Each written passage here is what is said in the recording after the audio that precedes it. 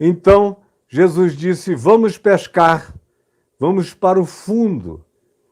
E Pedro, ouvindo aquilo, disse, mestre, que é o equivalente a dizer rabino, ou rabi, que significa tudo mestre. Mestre, só isso. Mestre, rabi, rabino, instrutor, professor. Havendo trabalhado toda a noite, porque a gente passou essa noite em claro, ele disse.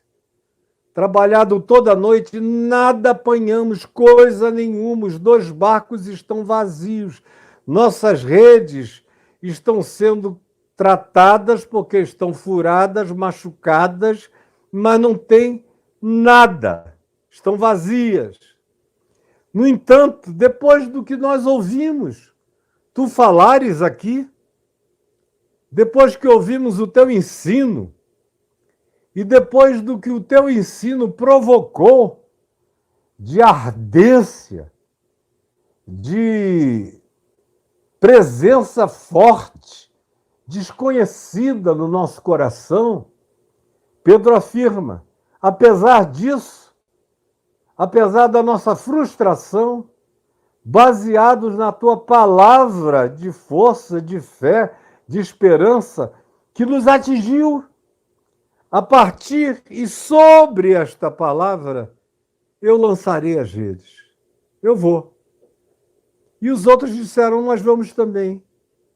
Isto fazendo, e foram todos, apanharam grande quantidade de peixes e rompiam-se-lhes as redes. Esse é o contexto. Quem lê em Mateus fica pensando que Jesus ia passando, viu ali 4 irmãos, duas duplas de irmãos, com um pai já idoso, e Jesus disse, larguem tudo e venham comigo. E eles largaram tudo e foram com Jesus. Mas não foi assim, teve este contexto, teve essa história, que não é uma narrativa, é uma história. Não é uma construção, é uma história. Apanharam grande quantidade de peixes e rompiam-se-lhes as redes. As redes não aguentavam, não suportavam o peso dos peixes. Então, eles fizeram sinais para a praia, aos companheiros de outro barco, pedindo ajuda para que fossem lá, para eles dividirem o peso, a carga do peixe, senão eles iriam afundar. O texto diz, porque os 2 barcos estavam quase indo a pique, de tão pesados de peixes que ficaram. E aí o texto prossegue lindamente para a gente entender o que aconteceu aqui em Mateus, no texto original que nós estamos tratando. Então, o que aconteceu? Vendo isto, Pedro, Simão Pedro, prostrou-se aos pés de Jesus. Você veja como esse cara podia ser grosso, tosco, porque ele era muito tosco, era muito sanguíneo, era um ser pusilânime, era uma pessoa que refletia pouco e agia de subtezas, mas nas ações súbitas, que às vezes podiam ser equivocadas, como muitas foram, ele também tinha ações de coragem, de valentia, de fé, de destemor, tanto quanto era capaz de um acovardamento súbito e de uma fuga, como a gente vai ver mais à frente em outras ocasiões. Aqui, todavia, ele, quando vê o que aconteceu, ele não tem dúvida. O texto diz à vista da pesca. Ele sabia, ele conhecia o mar da Galiléia, ele crescera ali. Ele conhecia o cheiro de cada canto das águas daquele mar. Ele sabia onde estava pescoso e onde não estava pescoso. O Mar da Galiléia, por sinal, é um lugar onde eu já mergulhei muitas vezes, em vários lugares dele. Você mergulha e ele tem tantos peixinhos pequenos que eles ficam beliscando o seu corpo o tempo todo. Quem mergulha no mar da Galileia não pode ter purismos e nem temores, e nem esses pudores de ser beliscado por peixinhos. Eu, por exemplo, sinto até cócegas. Mas eles vêm, ficam ali pegando você. É ótimo até para limpeza de pele. Já mergulhei muito lá. Peixinhos pequenos, mas aqueles peixes que eles apanharam eram de um peso, de uma grandeza. Parecia que tinha sido uma seleção. Parecia que tinham sido separados. E vieram os melhores, os maiores, de tal modo que o homem acostumado a pescar, vendo o que tinha acontecido, disse: não, isto é absolutamente anômalo, totalmente incompreensível. Por isso prostrou-se aos pés de Jesus. Esse é um cara que é súbito para muitas coisas, mas também é súbito para reconhecer o inusitado, o sublime, o diferente, o que está para além do imediatamente ordinário. É um homem com capacidade de ver o extraordinário, o singular, a inusitabilidade de fatos até então nunca percebidos por ele. E aí, vendo isto, prostrou-se aos pés de Jesus, dizendo, e olha o que ele diz, preste atenção, eu acho lindo, lindo, lindo o que esse cara diz. Olha só o que ele diz. Preste muita atenção. Senhor, retira-te de mim. Retira-te de mim, porque eu sou pecador. E eu estou na presença do Santo, Santo, Santo. E eu não posso nem ficar dentro desse barco. É como invadir o Santo dos Santos no Templo de Jerusalém, porque eu estou diante do Santo. Eu estou diante de uma promessa aguardada por muitos ou por todos e que se concretizou na minha frente. Afasta-te de mim. Agora, ele diz um afasta-te de mim agarrando-se a Jesus. Prostra-se aos pés. Segura os tornozelos. Bota a cara nos pés, nos ossos da cobertura dos pés, da face superior dos pés de Jesus, em quebrantamento e temor e tremor. Então ele diz, afasta-te segurando. Vai sem deixar. É como Jacó com o anjo. Luta, luta, luta, luta, mas diz, eu não te deixarei se tu não me abençoares. É como acontece com praticamente todas as pessoas nas narrativas bíblicas que encontraram o santo, o sublime, o extraordinário, o maravilhoso. Todos eles disseram, ai de mim, como Isaías, vou morrer, porque os meus olhos viram o santo. Agora, é ele mesmo que disse, eis-me aqui, envia-me a mim. Eu não aguento, mas ao mesmo tempo é pior não ficar contigo. A tua presença santa me apavora, mas viver longe de ti se me tornou impossível. É a mesma coisa com Moisés, que reluta, reluta, reluta, reluta. Há um texto do livro de Êxodo que diz que Moisés relutou tanto em algumas coisas, inclusive quanto à circuncisão do seu próprio filho, Gerson, que o Senhor, o encontrando, o quis matar. É um antropomorfismo violento, mas para designar esses encontros entre o homem e Deus carregados de ambivalência, onde a veemência de Deus se choca com o indivíduo que crê, que quer mas tem medo das implicações, tem medo dos selos, dos pactos, dos vínculos, como diante da sarça. Moisés levantou todas as objeções. Ninguém vai me ouvir. Ramsés II é forte demais. É o maior exército da face da terra. Eu sou um perseguido, um homicida. Sou o mais procurado do Egito e tu me mandas logo eu. Já passaram 40 anos, mas a minha memória não está apagada lá. Eu não posso ir. E ele levanta objeções. Quem é que eu vou dizer que me enviou? Aí Deus diz sem dizer nada. Dize que eu sou quem é, que o eu sou te enviou.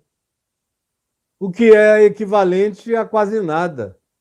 Eu encontrei o eu sou falando comigo de uma sarça ardente, mandando eu vir aqui libertar o povo dele. Aí Moisés diz, não, por favor, mais alguma coisa concreta. Aí Deus diz, olha, joga essa tua vara no chão. E ele a jogou e ela se transformou numa cobra venenosa. Aí Deus disse, toma a vara na tua mão, a cobra, e ela se transformou de volta numa vara.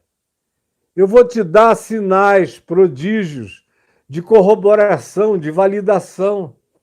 Mas Moisés disse, não é o bastante. Aí o Senhor disse, bota a tua mão no peito. E quando ele botou a mão no peito, ele a retirou de lá completamente leprosa, onde ele tocou e a mão dele. E ele panicou-se com a lepra.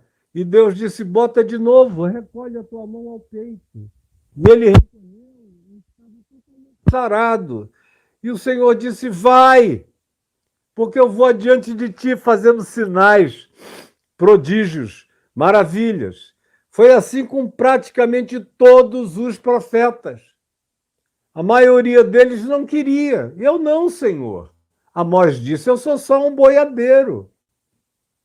Oséias era só um padeiro. Havia outros que diziam, mas eu vou fazer o quê? Tu estás me levando para a morte. Se eu abrir a boca para esses sacerdotes dentro do ambiente institucional do templo e da religião, o meu destino é a morte ou o cárcere.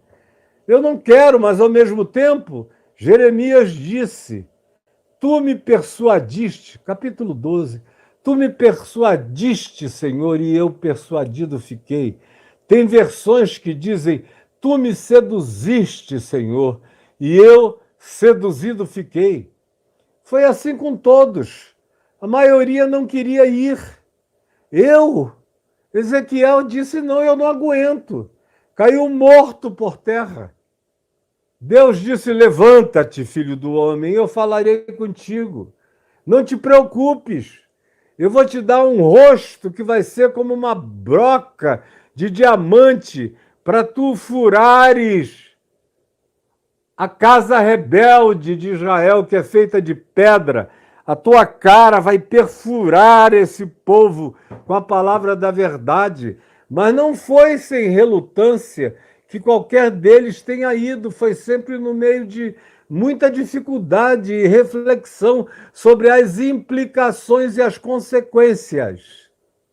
E aqui está Pedro também, diante de implicações, diante de inconsequências e diante de uma impossibilidade. A impossibilidade é que, à vista daquilo que eles tinham percebido, não dava mais para se afastar de Jesus. E, ao mesmo tempo, ele não conseguia admitir que Jesus estivesse querendo alguma coisa com ele. Logo com ele. O homem tosco, com a boca cheia de palavrões, de agressões, de rudezas, de brabezas, de briga, de gritos altos, como todo indivíduo que sobrevive no meio de muita luta, angústia e dor, para levar o pão para casa todo dia numa situação difícil e tosca, como era o caso dele, ele diz, eu sou pecador, eu Não merecia que tu tivesses escolhido a mim, nem meu barco, nem nada disso. Mas e agora? O que será de mim? Eu não vou mais continuar. Não vou mais conseguir voltar. As minhas rotinas, a minha vida agora está transtornada por ti. Retira-te de mim, porque eu sou um pecador. Ao mesmo tempo, não me deixa, porque senão eu morro de sofreguidão da tua ausência. Pois à vista da pesca que fizeram, a admiração se apoderou dele, de Pedro, e de todos os seus companheiros, de todos os que viram o episódio, bem como de Tiago e João, filhos de Zebedeu, que eram seus sócios. Esse era um empreendimento societário. A saída de Pedro iria desmontar a empresa.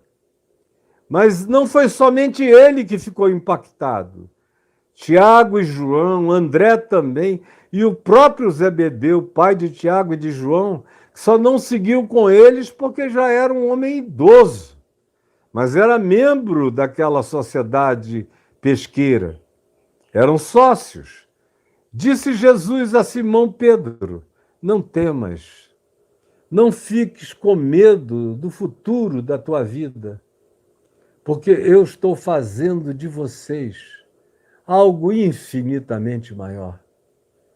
Eu estou transformando vocês em pescadores de seres humanos na terra inteira. Você pode imaginar isso?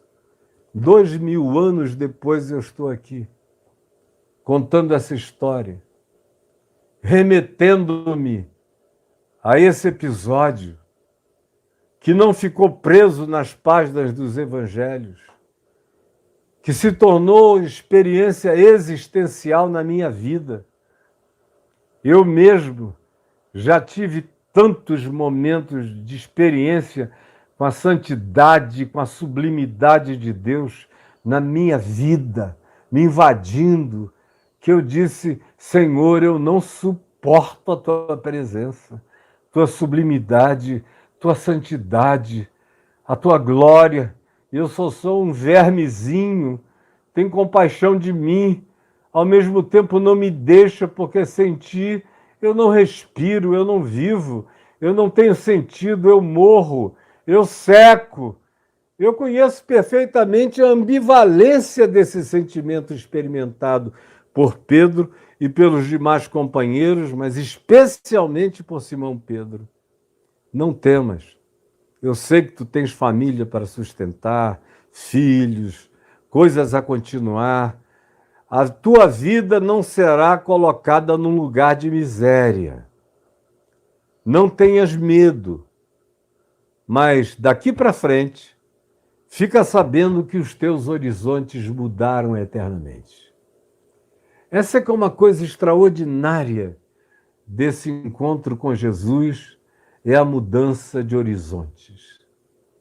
A mudança de horizontes. Eu fico me imaginando, eu lá em Manaus, depois de ter voltado, primeiro eu fugi de Manaus para o Rio, por causa das delinquências cometidas na minha adolescência, que era uma adolescência adulta, grave, intensa, tratada como se eu fosse um homem com todas as consequências de um adulto. Eu mesmo assim me tratava, nunca permiti que me tratassem como um jovem, um jovenzinho, nada. Ninguém nunca me tratou como um jovem. Eu carregava o perigo de um homem aonde eu chegava, desde os 15 anos de idade, alto, pernas fortes, olhos vivazes, sem medo de nada, sem temor de dizer o que eu pensava, de ir onde eu queria. Uma figura assim se torna ameaçadora mesmo para os mais velhos. E aí houve uma quantidade enorme de tolices praticadas pela minha loucura de imaturidade presunçosa e que acabaram fazendo com que meu próprio pai fosse advertido de que eu estava em 3 listas negras e eu já tinha sido visitado pelo irmão de um dos rapazes que eu dei-lhe uma surra feia. Ele era muito rico e ficou internado em coma. E puseram um revólver na minha cabeça. E eu olhei para o indivíduo e ele viu que eu estava sem medo nenhum da arma dele porque eu era suicida. Ele falou, só não te mato aqui porque quem vai ser preso sou eu. Mas no dia que eu te encontrar no escuro, ou longe, ou pelas costas, eu vou te matar. Eu vou andar armado. E eu continuei lá, não dei a mínima. Passei por ele várias outras vezes. Aí depois veio a PM avisar meu pai, olha, teu filho está numa situação difícil. Depois a própria federal foi lá em casa com meu pai, um santo de Deus, dizer, se o seu filho continuar aqui, apesar de ser menor de idade, ele anda com pessoas, todas maiores de idade, e que praticam coisas horríveis, e ele vai acabar sendo eliminado junto com essas pessoas, como alguns daqueles que andavam comigo foram. Aí lá fui eu, levado para o Rio de Janeiro para morar com um amigo, Arthur Vigílio Neto. Foi quando eu me internei na Academia Grace por tempos, e aí aconteceram coisas também muito desagradáveis, todas elas patrocinadas pela minha insensatez e pecado. E aí amigos meus foram presos e foram para Ilha Grande, eu voltei para Manaus. E quando eu cheguei em Manaus angustiado, querendo morrer, querendo dar fim à vida, eu encontrei o Evangelho. E esse encontro com o Evangelho foi um encontro com a santidade de Deus. De um lado, eu sabia o que tinha sido feito comigo, como Eliseu, que sabia o que aquela capa de Elias jogada sobre ele significava. Que ele agora não tinha mais como olhar para trás. Bem, tem gente tentando ligar aqui e atrapalha. Então não tinha mais como olhar para trás, de modo algum. E aí, eu entreguei-me completamente àquilo, mas Deus sabe os sentimentos de ambivalência. Quando aquela visitação da graça tomava conta de mim, não raramente eu dizia, Senhor, eu sou só um pecador, eu vou morrer da tua santa presença. Tem compaixão de mim, me visita, mas não me mata, porque eu sou um pecador. Eu só posso respirar a tua graça. É de graça que eu consigo viver e de nada mais. E esse é o espírito que faz Pedro dizer, retira-te de mim e ao mesmo tempo não me deixa porque eu não te largo nunca mais. Essa ambivalência presente e esse consolo de Jesus que amplia os horizontes. E eu estava dizendo como é que eu iria imaginar, depois daquela adolescência conturbada, desde a pré-adolescência, desde cedo, desde a infância diferente, totalmente anômala, depois a puberdade anômala, depois a adolescência adulta, totalmente anômala, e aquela vida sem horizontes, a vontade de morrer. Eu não tinha nem o mar da Galileia para me entreter, não tinha motivação nenhuma para me levar adiante. Mas de repente vem Jesus e me encontra. E muda o meu horizonte. Era para eu ter morrido há muito tempo atrás, ou por suicídio, ou por assassinato, ou por brigas, porque na minha falta de significado, na minha falta de sentido para viver, na minha falta de razão para existir, para ser, e a crise existencial da minha vida foi de natureza radicalíssima. Toda vez que eu pensava na ausência de sentido da minha vida, juntamente com isso eu pensava em me matar. Eu nunca brinquei de ateísmozinho filosófico. Eu sabia que se não houvesse significado para a minha vida, O melhor destino que eu podia dar a ela era eliminá-la logo, antes que eu fosse problemas e muitas dores para os meus pais, irmãos e de uma família linda que me amava, antes que eu fizesse mal a outras pessoas, antes que muita coisa pior acontecesse a mim, além do que eu não aguentava o borboleteamento angustiante que não cessava na minha mente, na minha alma, no meu coração, uma vontade sôfrega de morrer, de não existir, de desaparecer. Por isso eu não tinha medo de nada, porque eu não tinha nada a perder do meu ponto de vista existencial e de vaziez de natureza psicológico-espiritual. Então, o horizonte se abriu, semelhantemente ao de Pedro, não temas. Eu tinha assim um lampejo de que, quem sabe, eu poderia ser arquiteto, engenheiro civil, eu tinha bom gosto para arquitetura, gostava de física, gostava de geometria, gostava de jardinagem, gostava de construção misturada com arbustos, com trepadeiras, com pedra, com vidro, com madeira. Eu sabia que eu tinha um gosto razoável e que eu podia até ser bem-sucedido, mas eu não tinha a menor motivação para viver, nem para fazer nada.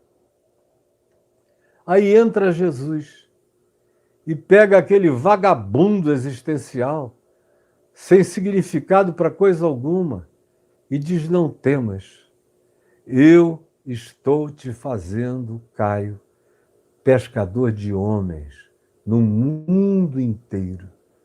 Tu não vais pescar, não vais construir casas, não vais fazer nada disso, tu vais erguer catedrais de tijolos vivos, humanos, tu vais erguer consciências, tu vais tirar muitos da escuridão, da falta de compreensão, de discernimento, vais trazer muitos à libertação no Evangelho. O que eu vou fazer na tua vida, tu não podes vislumbrar. Persevera que tu verás. E eu criei e não pedi permissão de ninguém. E fui para a praça, e fui para a rua, e fui para a esquina, fui para as escolas, fui para os campos universitários, fui para todos os lugares, fui para os hippies, fui para as elites, fui para os acadêmicos, fui para a Associação dos Ébrios do Amazonas, dos seres ecológicos também, que começaram a gostar de ver a minha harmonização entre preservação da natureza a partir da ideia da ressurreição de Cristo e da glorificação da natureza no corpo ressuscitado de Jesus. É uma história longa que não vem aqui ao caso. Mas comecei logo a tentar ver o mar de gente que ele tinha dito, no qual eu iria viver, do qual eu iria viver e para o qual eu iria existir. E aconteceu logo. E com Pedro dá-se a mesma coisa, não temas, porque eu te farei pescadores de homens. E eles, arrastando os barcos sobre a praia, deixando tudo, o seguiram. Esse é o contexto do que a gente lê aqui em Mateus, no texto que nós estamos seguindo todos os dias. O contexto é esse. É por essa razão que Mateus 18, até o verso 22, é tão conciso. Porque Lucas expande e explica e dá causalidades, dá razões de ser, traz impactos existenciais, traz os elementos de invasão do sublime, do divino, do alargamento de horizontes,